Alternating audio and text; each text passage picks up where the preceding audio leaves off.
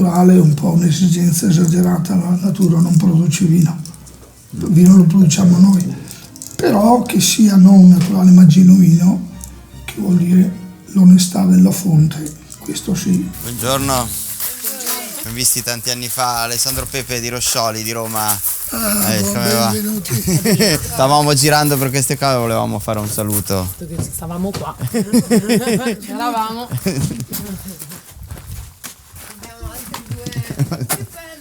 Perché vedete, negli ultimi 30 anni si è diviso il nostro mondo in maniera non si torna più indietro. E la differenza filosofica che c'è tra il mondo industriale e il mondo artigianale, di cui noi pensiamo di essere ancora parte, è che mentre per noi il vino, come da 5.000 anni che l'uomo lo usa come alimento per accompagnare altri alimenti, altrimenti non sarebbe facilmente sopportabile l'alcol. L'alcol diventa veleno quando va in eccesso.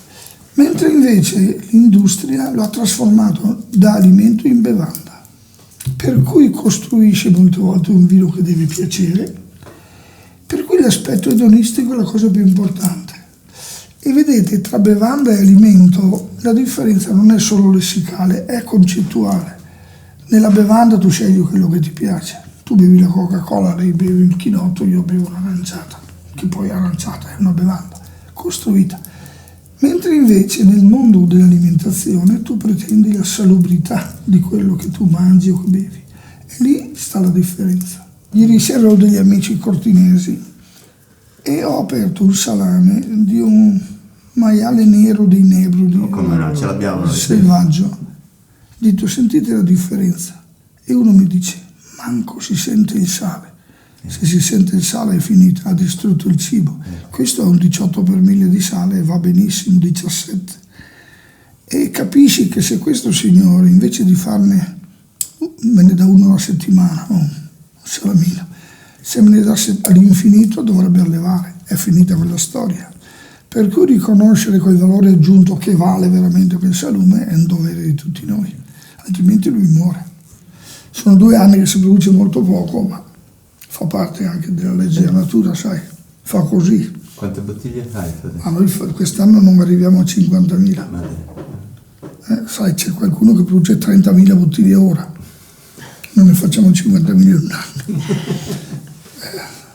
Quando tu vai a scontrarti con 2,50 € che vendono certe aziende, ti domandi come fanno a vendemmiare. Il nostro lavoro artigianale è un po' diverso, molto diverso.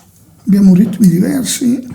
Vedi, loro imbottigliano quando la chiamata di un rappresentante negli Stati Uniti o a Londra dice abbiamo bisogno, mandami 30.000 bottiglie. Per noi quando si assaggia il vino in primavera si capisce che emana dei profumi particolari, che è il momento dell'imbottigliamento.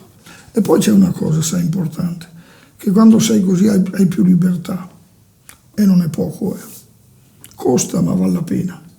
Quello che vedete in fondo è l'altopiano del Cansiglio e già siamo in Friuli, o comunque poi c'è Piancavallo che è già Aviano, è già Friuli. Sulla nostra sinistra abbiamo invece il crinale del Grappa, è già provincia di Vicenza, e al nostro nord è questo promontorio, il panettone del Monte Cesen, che è quello che ripara un po' dalle ondate di freddo, adesso molto meno con questi cambiamenti climatici un po'. Però un tempo a certe altitudini non si riusciva a maturare qualche anno la vite. Sono viti che hanno 120 anni, anche 110. 100. Me la porti una e fai vedere una? Te ne faccio vedere una subito. E questo quando vedi, questa per esempio, che bella. questa è una vite che ha un portamento ancora, si vede la salubrità dei tralci. Produce poco, ma sono viti che hanno... Questa è stata pulita perché era cominciato la malattia, l'abbiamo pulita, l'abbiamo curata e senza trattamenti vive tranquillamente. Se dovessi chiedere di come chiamare il tuo vino, è un prosecco? Guarda, le cose che ho imparato, al di là dei nostri trascorsi familiari, con nonni, con padri, con zii, è stata la Francia. E la Francia rimane un secolo avanti a noi. per molti aspetti, anche su quello che non si deve mai fare. Hanno iniziato loro le porcherie. Però i bravi in Francia ti insegnano qualcosa, c'è niente da fare, perché per loro il rispetto delle regole è la cosa numero uno. Noi abbiamo ancora quel tanto di furbizia di pensare di essere più intelligenti.